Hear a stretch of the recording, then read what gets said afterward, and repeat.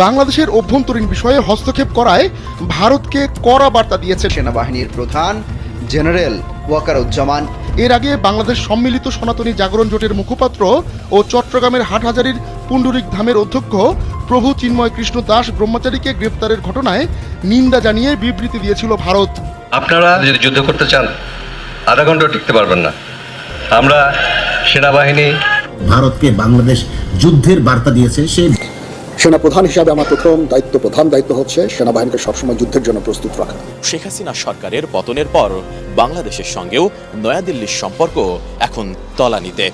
এমন পরিস্থিতির মধ্যেই সেনাদের যুদ্ধের জন্য প্রস্তুত থাকতে বলেছেন সেনাপ্রধান জেনারেল ওয়াকারুজ্জামান। ইসকনের সাবেক নেতা চিন্ময় কৃষ্ণ দাস ইস্যুতে কয়েকদিন ধরে বাংলাদেশ ও ভারতের পাল্টাপাল্টি বক্তব্য চলছে।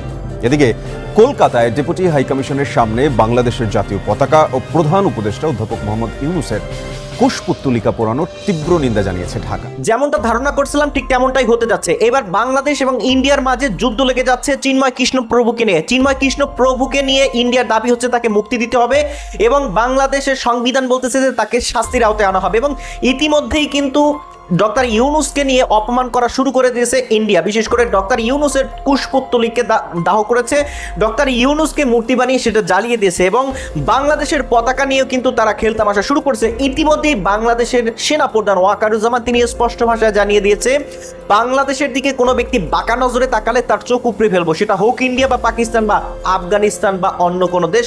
সুতরাং ওয়াকারুজ্জামানের সেই কথায় শত শত মানুষ এখন তৈরি রয়েছে যে কোনো ব্যক্তির সাথে তারা পাল্টি নিতে। অর্থাৎ বাংলাদেশের যে কোনো মানুষ দেশ রক্ষার্থে এবং দেশের সংবিধান রক্ষার্থে জীবন দেওয়ার জন্য প্রস্তুত এবং সেনাবাহিনীর সাথে সহমত পোষণ করছেন।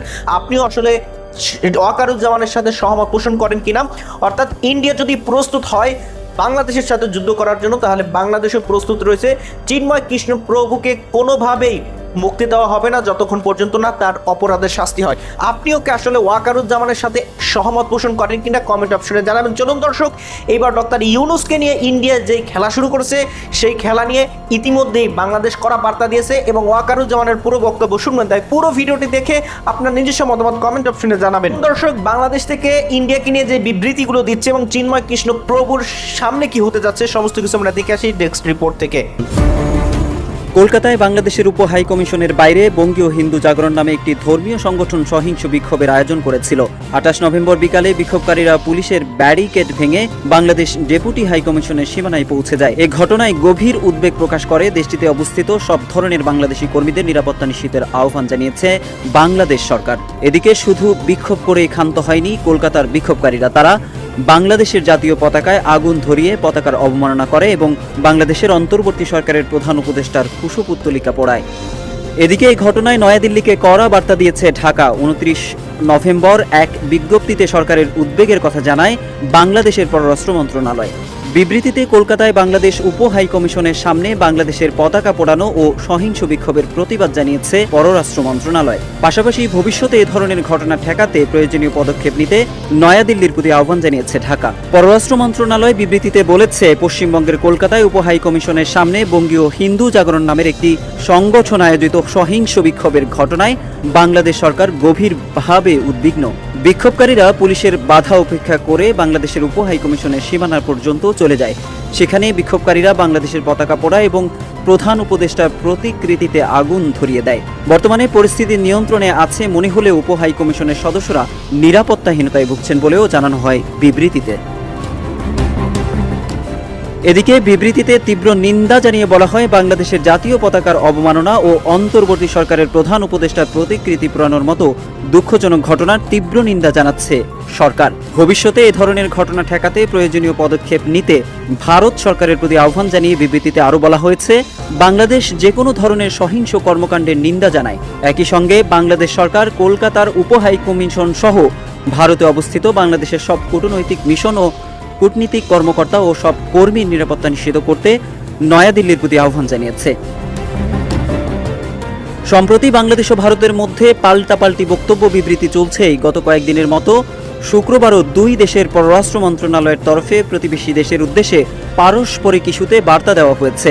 এদিকে 29 নভেম্বর শুক্রবার ভারতের পররাষ্ট্র মন্ত্রণালয়ের সাপ্তাহিক ব্রিফিংয়েও স্থান পায় বাংলাদেশ প্রসঙ্গ। ভারতের পররাষ্ট্র মন্ত্রণালয়ের মুখপাত্র রণধীর জয়সওয়াল বলেন, হিন্দু এবং অন্যান্য সংখ্যালঘুরা যে হুমকির মধ্যে পড়ছেন এবং তাদের লক্ষ্য করে হামলা চালানো হচ্ছে, সেই বিষয়টি বাংলাদেশ সরকারের কাছে ভারত বারবার উত্থাপন করেছে। এ ব্যাপারে তাদের অবস্থান স্পষ্ট। এছাড়াও বাংলাদেশের অন্তর্বর্তী সরকারকে অবশ্যই সব সংখ্যালঘুর নিরাপত্তার দায়িত্ব নিতে হবে বলে মন্তব্য করেন রণধীর জয়সওয়াল। ইসকন প্রসঙ্গে এক প্রশ্নের জবাবে ভারতের পররাষ্ট্র মন্ত্রণালয়ের এই মুখপাত্র জানান, বিশ্বজুড়ে সুপরিচিত একটি সংগঠন হিসাবেই তারা ইসকনকে দেখেন। চিন্ময় প্রসঙ্গে তিনি বলেন, ব্যক্তি বিশেষের বিরুদ্ধে আইনি প্রক্রিয়া চলমান রয়েছে।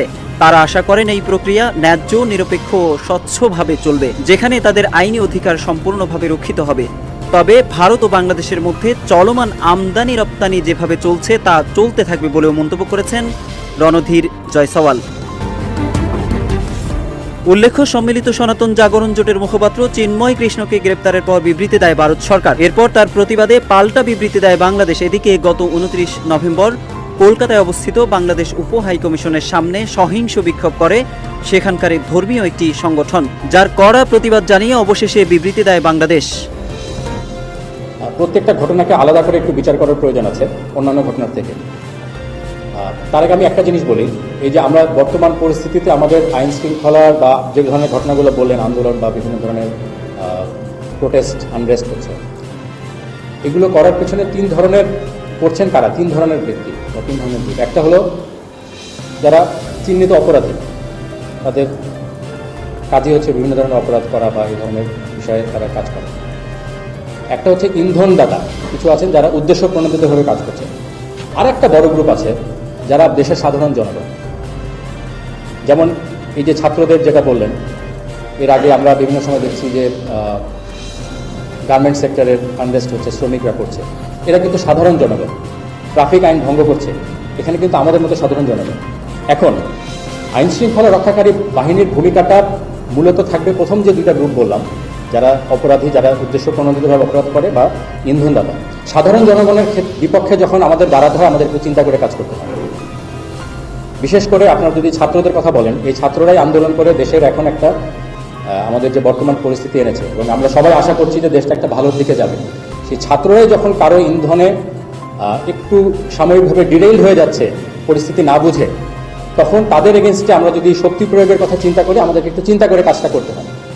ঠিক আছে, আমরা আশা করি ছাত্ররা, শ্রমজীবী, কর্মজীবী, সাধারণ মানুষ যারা আছেন, প্রত্যেকেই তার নিজ নিজ জায়গায় থেকে আমরা দেশটাকে কোথায় দেখতে চাই এবং সেখানে আমার নিজের কি দায়িত্ব সেটা বুঝবেন।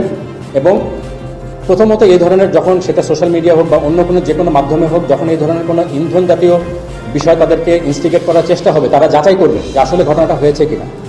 দ্বিতীয়ত, যদি ঘটনা সত্যও হয়, সব ঘটনার প্রতিবাদ এত ভায়োলেন্টলি করার কোনো প্রয়োজন নেই, অনেক শান্তিপূর্ণভাবে করা যাবে, বিকজ আমরা সবাই শান্তি চাই দেশে।